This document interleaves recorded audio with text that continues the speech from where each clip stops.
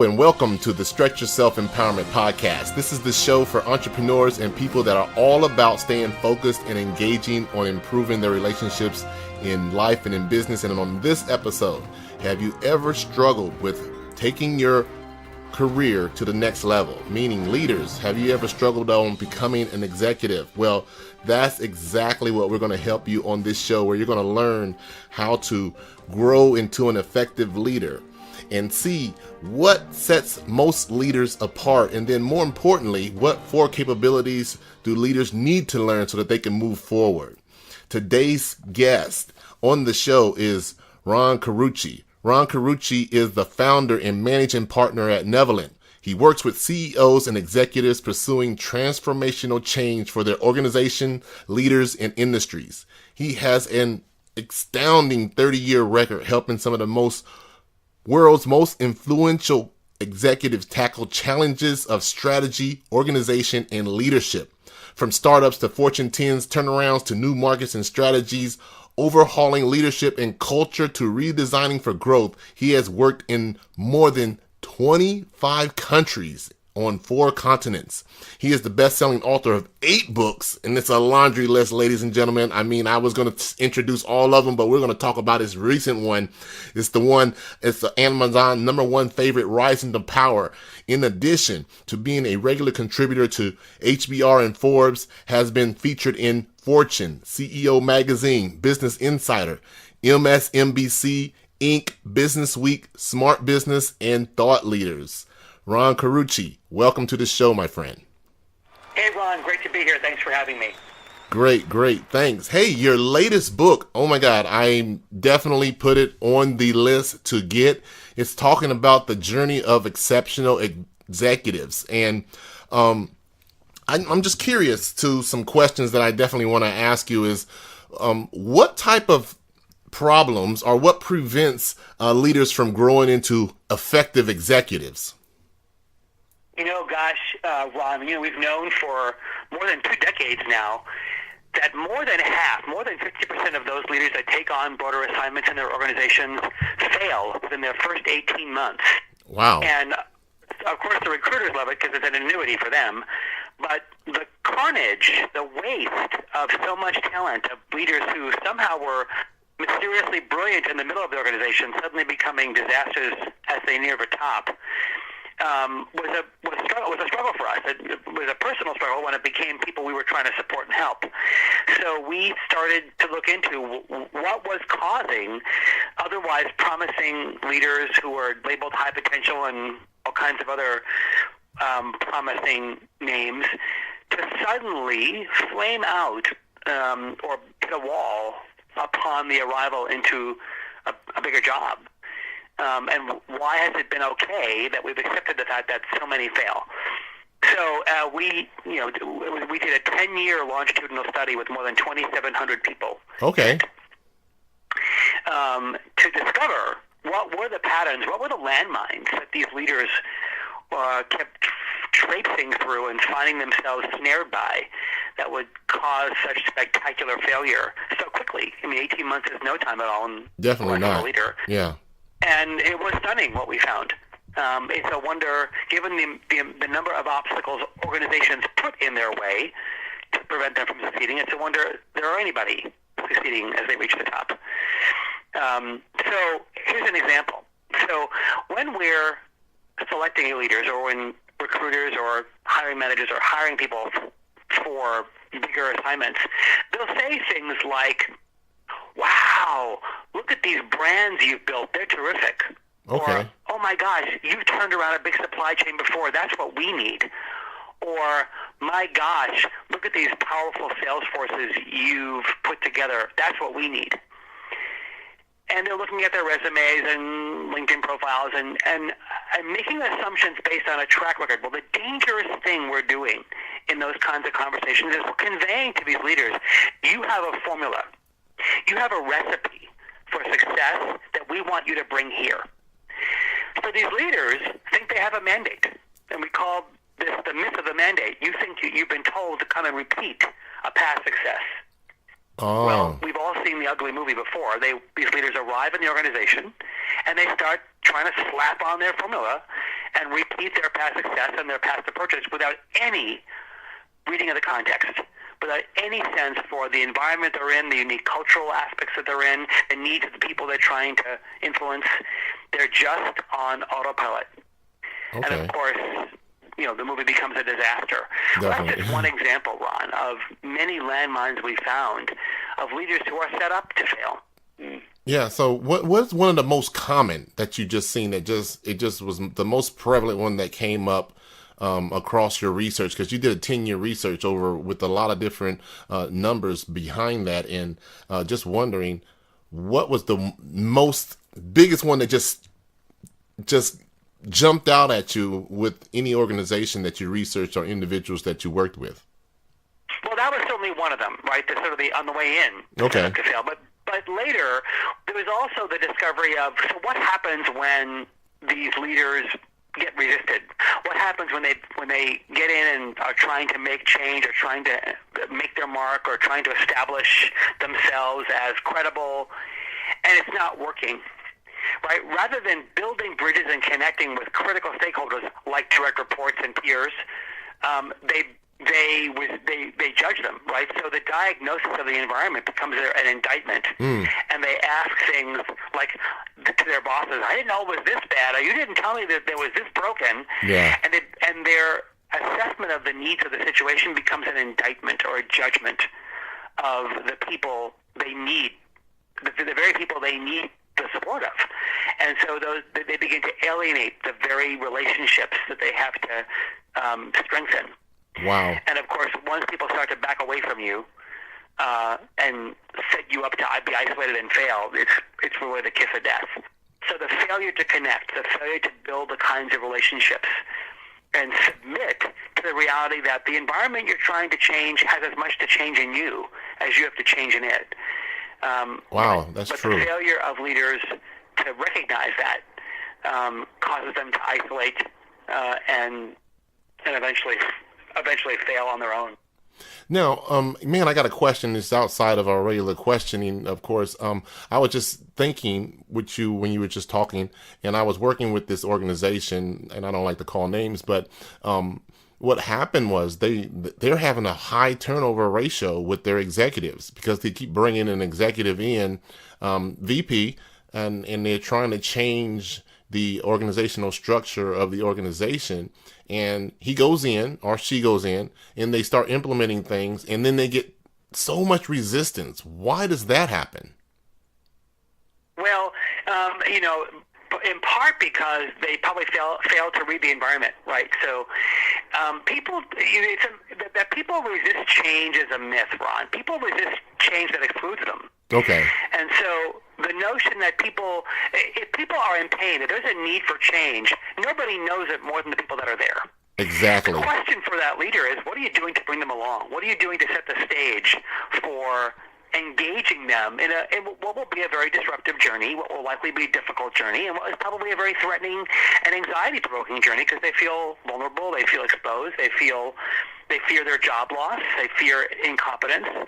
When you begin and embark on a journey of transformational change, people are going to feel anxious, they're going to feel isolated, they're going to feel left out, they're going to feel frustrated, they're going to feel confused, they're going to feel their sense of control disrupted, they're going to feel all kinds of things. No one's going to willingly say, "Oh, good, let's go do that."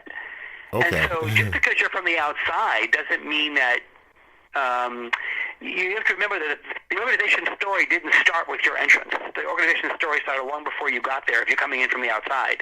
And when you come in from the outside at the top of an organization, it's the hardest place to enter because your credibility isn't earned. People don't know you. They're not sure they can trust you. Yeah. And so many leaders begin trying to make change too early. You have months of work to do to set the stage before you'll have the credibility that people will trust you to initiate disruption.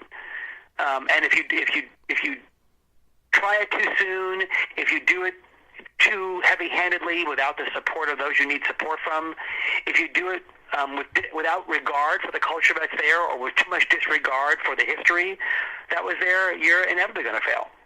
Yes, definitely. I know for me, as a consultant, when I go into an organization and I usually do some work, I usually just feel the pulse of the organization. If for a better word, I go in and I'm listening. I'm listening to the employees. I'm listening to the people first before I start recommending or giving them some strategies to implement. So, man, that is very, very open and very, very clear for what they need to do in order for them to move forward. So in your research, what did you find in your research that most effective leaders that separated those effective leaders from those leaders that are just so-so?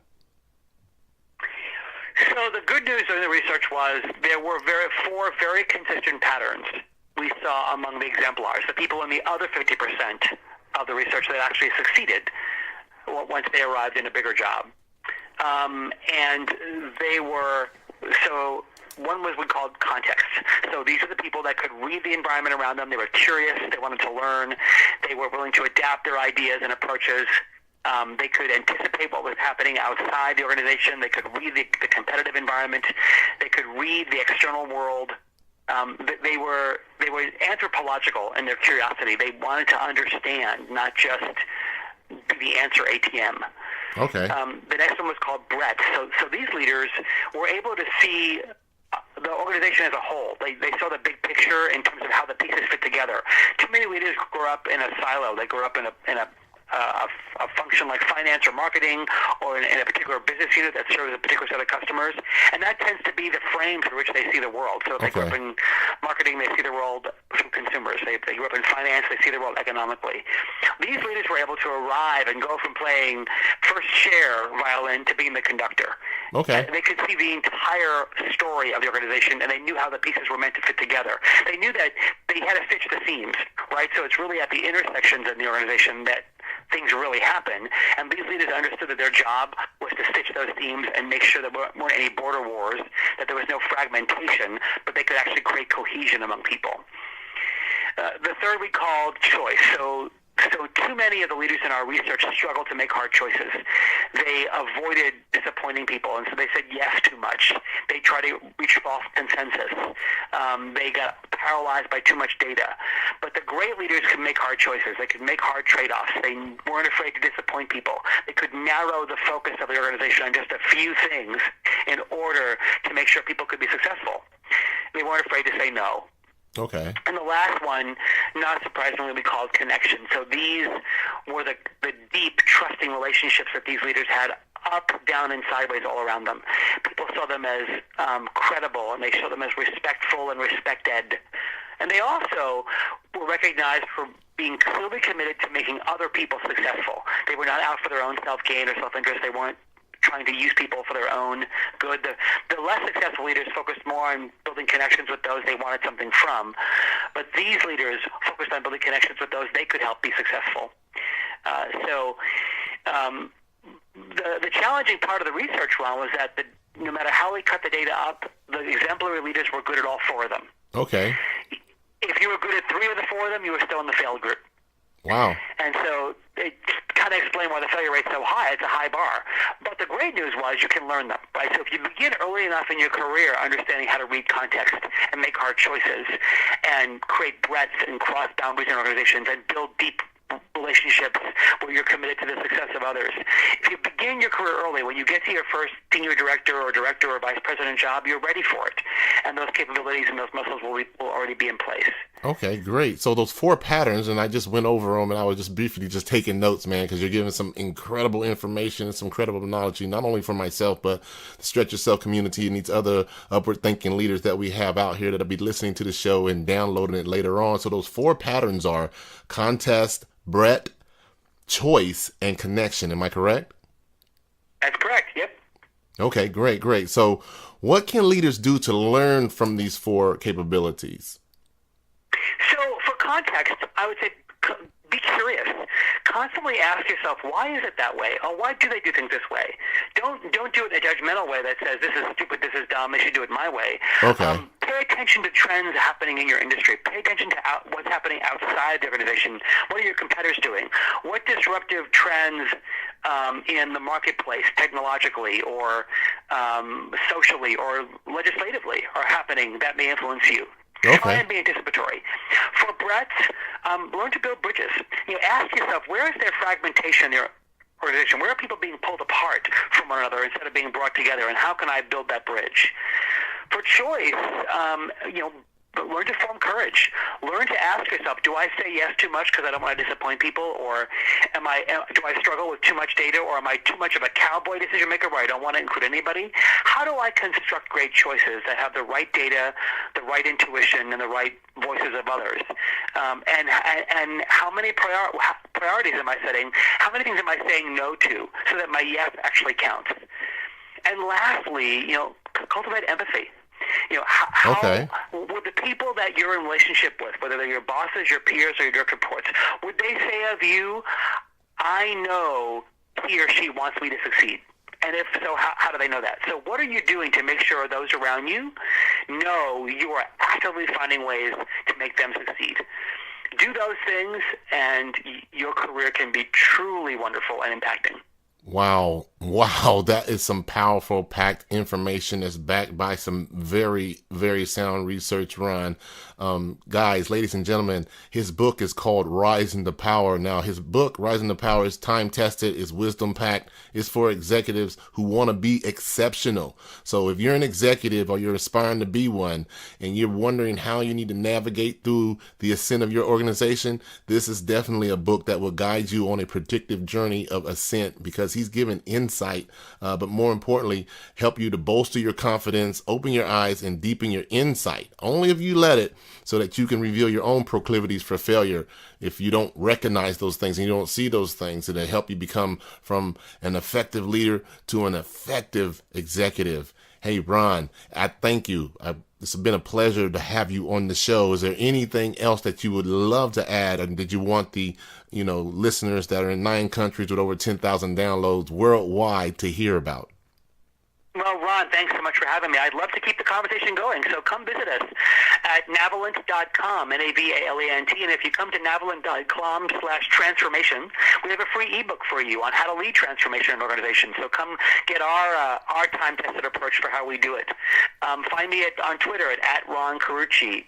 I'm also on LinkedIn. So stay in touch, stay connected, and come and keep the conversation going. Okay, great. So everybody, you heard that. So he is out there, Twitter, Ron Carucci, and the website is Navelent.com, and there is a free gift. I actually went out there and downloaded that free gift that's going to show you and give you some tips and guides on how you become from an effective leader to a great executive. So, hey, Ron, thanks for being on the show. It's been a true pleasure, and I know our Stretch Yourself community is going to really enjoy this insightful so that they can take their good to become great. So thank you very much.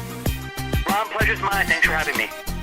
Thanks for listening to the Stretch Yourself, the Empowerment Podcast. There are hundreds and thousands of podcasts out there, and I want to personally thank you for choosing my podcast to help you build better relationships in business and in life. To listen and download more interviews just like this one, subscribe to the channel. It is available on iTunes and now on Google Play for download. Our next episode will be with Sherelle Lands, the author of Leading with Feet, Making Intentional Steps to Live Out Your Best and Creating Movement to Accomplish Your Goals. Connect with me socially, keyword Stretch Yourself. And again, thanks for listening to the show.